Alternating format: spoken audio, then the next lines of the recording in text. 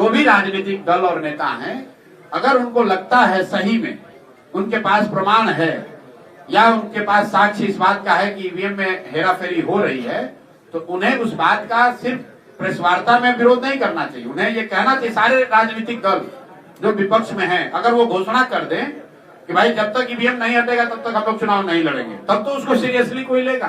कल ईवीएम हट जाएगा, लेकिन ऐसा नहीं हो सकता है कि जब चुनाव जीते तो ईवीएम अच्छा है और जब चुनाव हार गए तो कह रहे हैं कि ईवीएम में अब ठीक नहीं है, तब जनता भी इसको सीरियसली नहीं लेगी।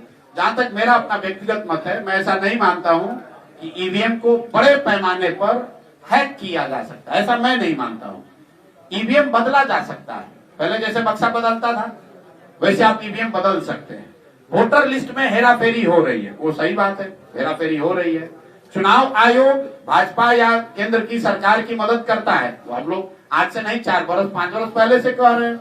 शेड्यूलिंग में मदद करता है, वोटर लिस्ट में मदद करता है, उनके प्रचार प्रसार में मदद करता है।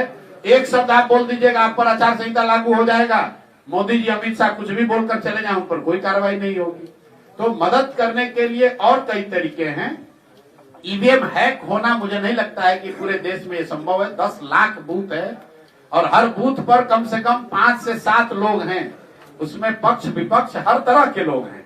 ईवीएम अगर हैक होगा तो कहीं ना कहीं बात बाहर आ जाएगी।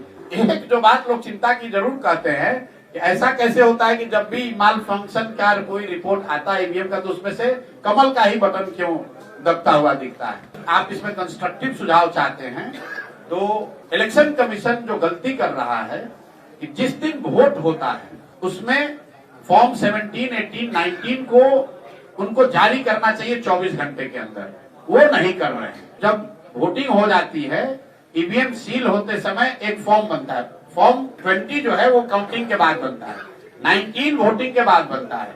तो जब 19 आप जारी नहीं कर रहे हैं तो शाम में बताता है कि 56% वोट हुआ और काउंटिंग हो रहा है 62% का।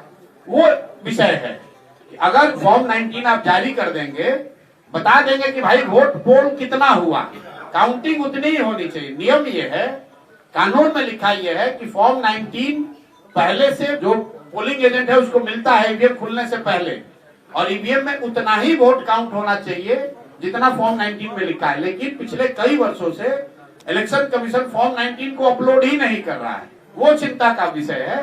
हैक करना मुझे ऐसा नहीं लगता है कि कोई ईवीएम को हैक, मैं तो पहले भी कह रहा था, अभी भी कहता हूँ, मुझे नहीं लगता है कि इतने बड़े स्तर पर कोई ईवीएम को मैनिपुलेट कर सकता है, ये संभव ही नहीं। मतलब आपको भरोसा है ईवीएम? आज नहीं, मैं 5 साल से कह रहा हूँ, इसलिए नहीं कि आज तो कई लोगों को भरोसा हो गया है। मैं पहले से भी कह रहा हूँ ये संभव नहीं है कि आप लाखों ईवीएम सिस्टमेटिक तरीके से मैनिपुलेट कर दें और वो बात बाहर ना आए। कैसे करेंगे?